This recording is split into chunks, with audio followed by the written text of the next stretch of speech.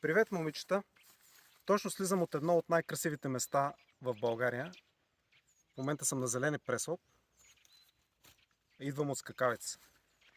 Този боклук, почти всичко вътре, са вашите салфетки от вашето пикане.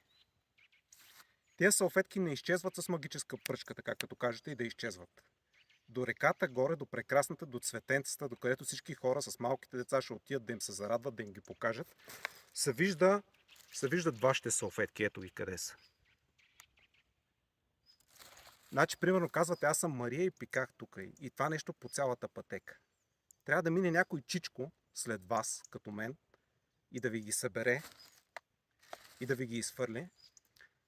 Защото вие нямате елементарната култура, като отидете до тоалетна, както правят всички възпитани хора, да си изхвърлите боклука, да си го сложите в торбата и да си го смъкнете. Това е само в рамките на тези около 3 км